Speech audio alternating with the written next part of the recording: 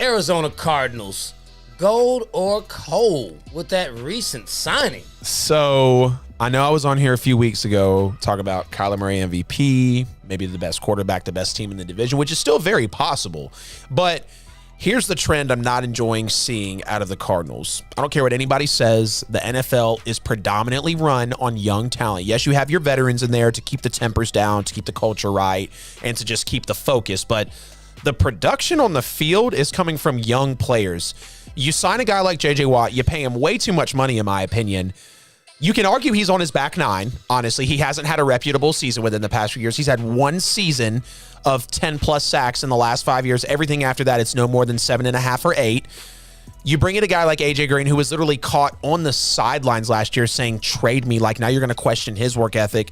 Is he really going to be that guy, that you're looking for? We're not sure about that yet. We don't know if J.J. Watt and A.J. Green are going to be this potential. Again, a lot of potential that Arizona is banking on. You've got a guy in Kyler Murray who's going to be a top quarterback, should be in the NFL next year. Now he's throwing to Christian Kirk, A.J. Green, DeAndre Hopkins, and Larry Fitzgerald. You probably got Kenyon Drake again. Like, they've got players, but I don't think, and I know it sounds funny to say I don't think I'm enjoying this trend that I'm seeing, because go get you some young talent. Go spend you some money on some young talent. And I know you're bringing in guys that have a lot of potential.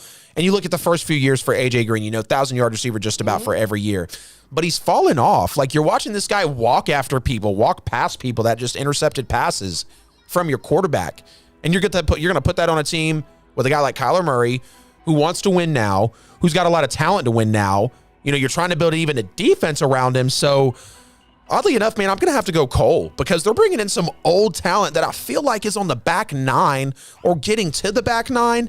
Maybe it's just a bridge. Maybe it's just a transition. I'm not sure, but J.J. Watt I was cool with. But you got to think, too much money. A.J. Green, don't remember how much it's for. I think $6 million, I think is how much they're paying him. I don't know if any of it's really guaranteed.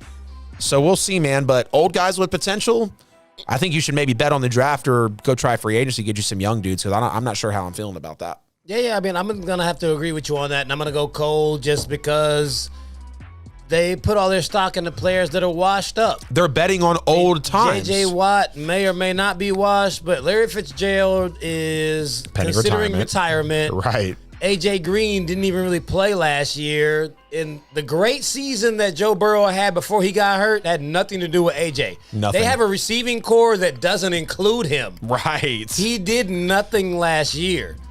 All you got is D-Hop and a couple of big names that may or may not even play.